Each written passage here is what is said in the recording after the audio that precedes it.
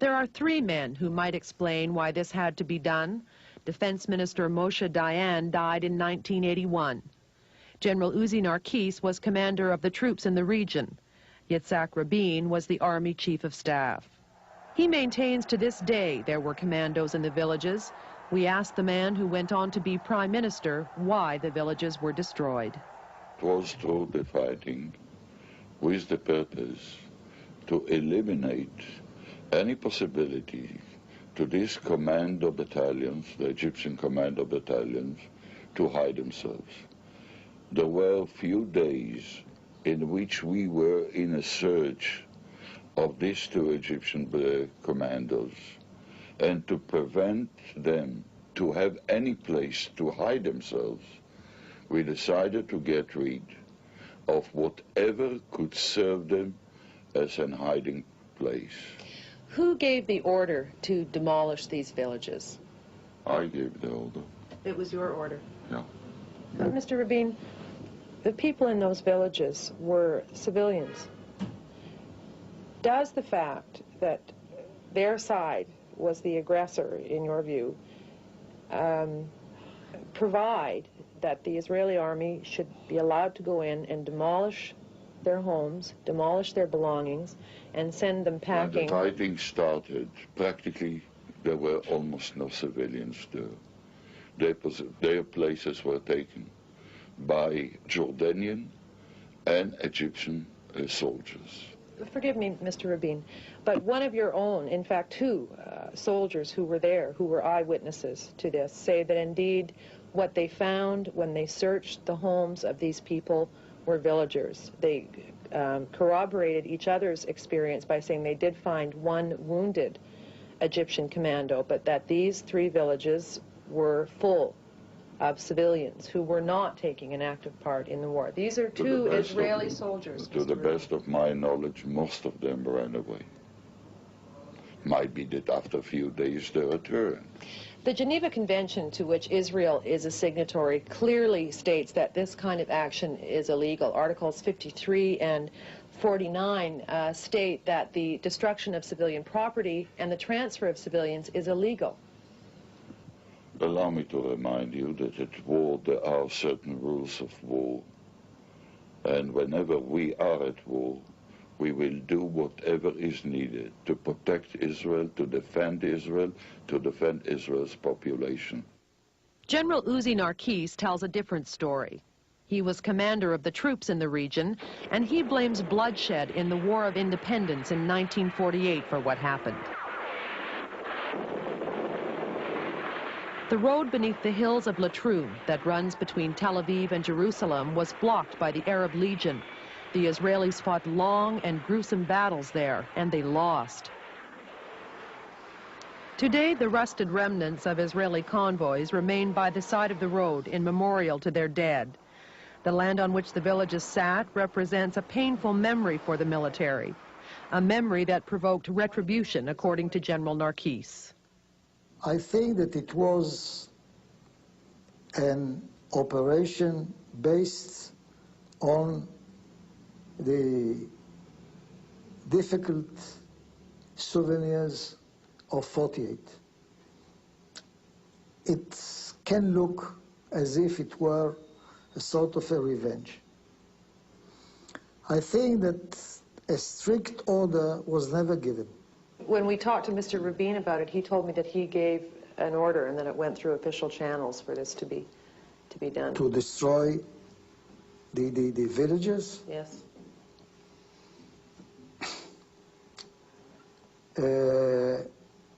In my opinion, it was a local operation. But the suggestion that it was a renegade action by the troops on the ground is contradicted by soldier Amos Keenan's testimony. The children cried. Some of our soldiers started crying too. We also handed out cigarettes and candy. More soldiers burst into tears. The platoon commander decided to go to headquarters and find out if there were any orders about what to do with them. He returned saying that there were no orders in writing, simply that they were to be driven out. In fact, Keenan complained to General Narkis about what was happening at Latroun.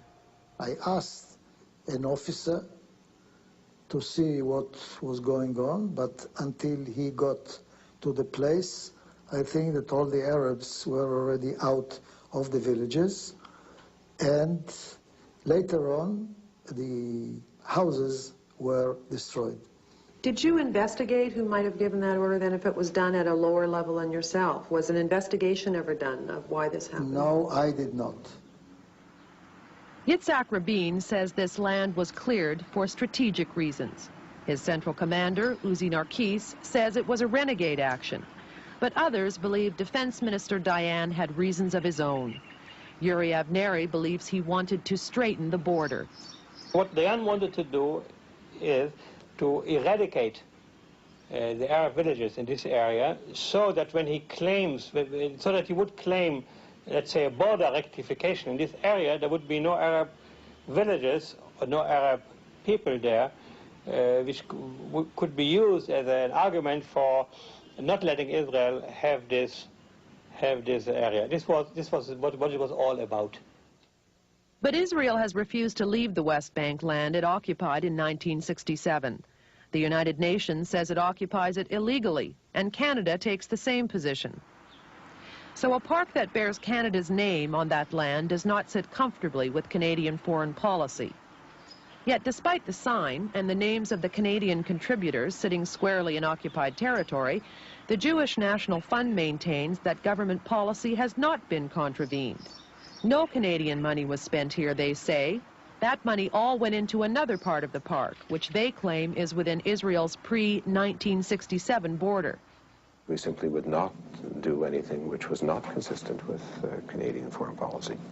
Join Goldstein was a fundraiser for the Canada Park project. There was no money that we spent during that time, or indeed during any other time, which was used, at least to the best of our knowledge, beyond the 1967 borders. The Canadian JNF may believe that none of its money was spent in occupied territory, but it is hard to see how it could be avoided, because Canada Park, according to every map we could find, appears to be entirely within occupied territory. This National Geographic map of the Holy Land includes the Green Line. It clearly puts Canada Park beyond the Green Line in occupied territory. This Israeli government map, which bears a JNF logo, puts the park in the same place. The same place as this map from the U.S. Central Intelligence Agency, and clearly in occupied territory. We asked Benny Mushkin if all the cartographers had got it wrong. I don't know where they got this information. I really don't. Are you saying, sir, that they're wrong? Yes. This is not Canada Park? No, not this only is Canada Park. Canada Park is much beyond this area. I just want to be clear about this because I'm confused. Are you saying to me that this area that says Canada Park, right, where the contributors' names are, yes, where the signs by the road say 1 kilometer to Canada Park, right, no Canadian money was spent here? That is correct. What evidence can you produce for us that no Canadian money was used in this part of the park? I should prove to you that I did not invest money in this park. Well, you would think, this being such a sensitive issue, that the JNF might keep some files to show precisely where the money was spent. We do have the files. JNF money is not being spent in areas beyond the Green Line, except in areas where there's in Jerusalem, which is also part of it, where across the Green Line. Can we see those files that show that? Which files? Yeah, the files that you said that show that no Canadian money was spent here. The file will show you, that will tell you that Mr. So-and-so's contribution was invested in Canada Park. I can tell you that money was not invested directly in this area. But you have no breakdown. Do we have a breakdown, Avi? No, we don't have a breakdown. If no money was spent here in occupied territory, we wondered about this sign, which clearly states that the Tannenbaums of Toronto had paid for the recreation area where we were sitting. I just want to be clear about this, that we're sitting beside the Joey and Faye Tannenbaum recreation area, but they didn't pay for it? No, they paid for recreation in Canada Park, but not this particular one. So this isn't it, even though the sign says we're sitting at the Tannenbaum, this is not it? That is right. It's somewhere else? That is right. Could you take us to where it is? Avi, would you have a map to show us? Yeah, probably would, yes. The JNF officials never did take us to the Tannenbaum recreation areas that aren't in occupied territory. Joseph and Faye Tannenbaum are elderly, and their son Wayne spoke for the family in Toronto. I can't tell you specifically. I know we paid for certain recreational areas, but when you pinpoint a map, as you know, we're dealing with thousands of acres of land, or as they call them, dunams of land. This sign says the Valley of the Springs, developed through the generosity of Joseph and Faye Tannenbaum, Toronto, Ontario, Canada. Mm-hmm. What does that say to you about who paid for that? Sounds real and specific, yeah. Sounds like what? Sounds like they paid for it. The other Canadians whose names are displayed in the park likely donated money without ever knowing where it would be spent. But even if they weren't told and didn't know, they were being put in the middle of a bitter dispute. I think it's a very stupid idea on the part of those Canadian people who helped calling this park Canada Park.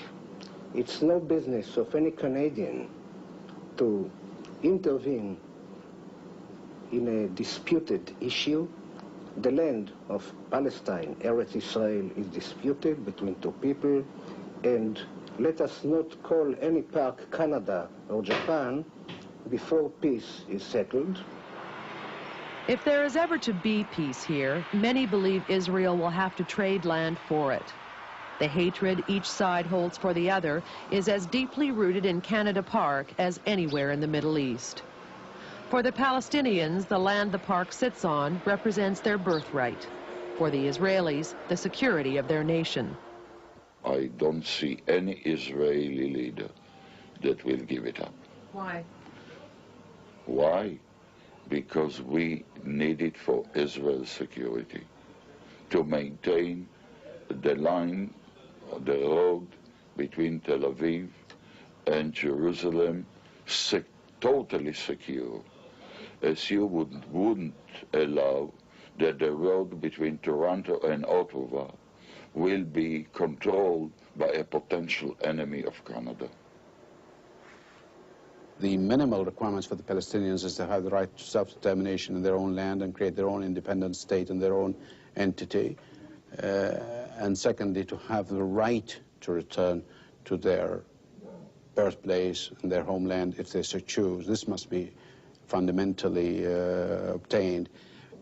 Because if this is not obtained, there will be no peace in the Middle East, and I can assure you, no peace can last without justice.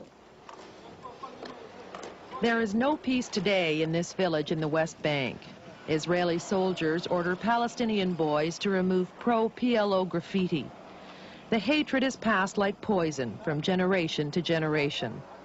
In the graveyard, the tombstone of a teenager shot for his activities in the Intifada. 24 years ago, his parents walked to this village from Imwas. A few blocks away, another family whose children fight their parents' battles. These boys grew up yearning to return to a demolished village they'd never seen. One of them is in jail for life for murdering a so-called collaborator. Down the street, a mother picks fruit for her youngest while her oldest awaits sentencing. In this house, too, the children were raised on stories of a return to a village long disappeared.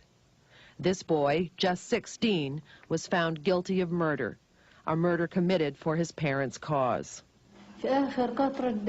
We are prepared to sacrifice everything to our last drop of blood to achieve freedom. Even if your boy is the one who's paying?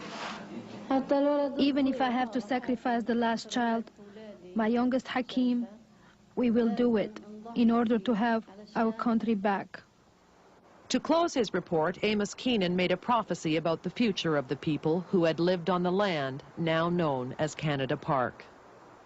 The children who went crying on the road will be Fedayeen in 19 years, in the next round.